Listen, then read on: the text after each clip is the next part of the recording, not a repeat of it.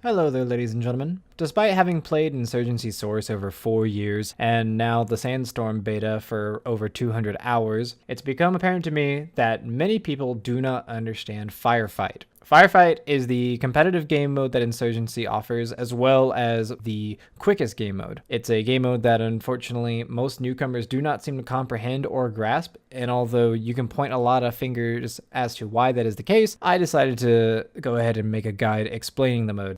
Firefight is fundamentally simple. You win the mode by eliminating all of the enemy players, capping all 3 objectives, or fully controlling 2 of the 3 objectives when time expires. If the round timer goes down to 0 and no win conditions are complete, then there's an overtime in which both teams have 45 seconds to end the stalemate, or the round is considered a draw and nulled. One objective starts under your control, the second objective starts neutral, and the third objective starts under your enemy's control. These are shown as the letters A, B, and C displayed on your TAC map, and is a keybind that you can assign if you don't want to have to press tab and pull up the entire scoreboard. Regardless of which condition you aim to win with, all require you to have a presence on the objectives themselves. The kills that you do get should be kills that deny the enemy position on the objectives, prevent enemies from reaching objectives, and prevent enemies from flanking around objectives. This means that depending on your team's positioning and map control, you should always be mobile, holding positions that protect yourself and teammates, and then rotating towards new ones when the situation alters. Even if you're guarding an objective from the enemy, as soon as you get 1 or 2 kills from that spot, you should probably relocate to a different angle, even if it's just on the other side of the doorway you're currently holding. Since capturing points is the most important aspect of Firefight, if you notice that your team is holding back and nobody's making moves towards a point, you need to take the initiative and be the spearhead. You will never win consistently in Firefight if you're camping long lanes or small nook and crannies for most of the round.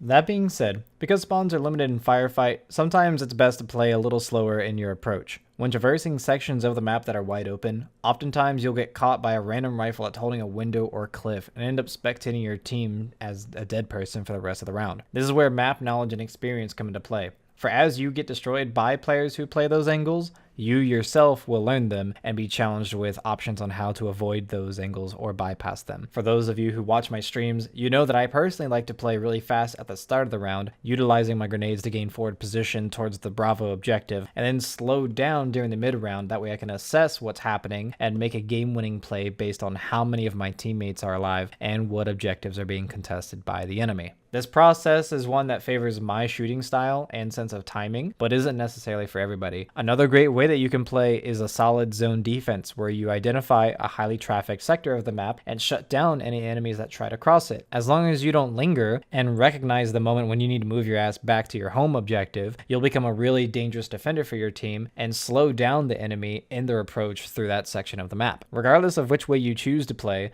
you cannot allow objectives that your team is controlling to be lost. If you see that icon blinking at the bottom of the screen, and upon looking at your map you see that there's no friendlies on or near the point, you need to go defend it, or you need to move to the red hostile objective and try to bring your team back in. Any kill that you or your team manage to get is made worthless the moment the enemy team captures an objective and brings their team back in. This is why, regardless of whether or not you're in an attack mood or a defend mood, you need to be aware and focused on playing the objectives wherever your team is not, because that is what produces consistent wins in Firefight.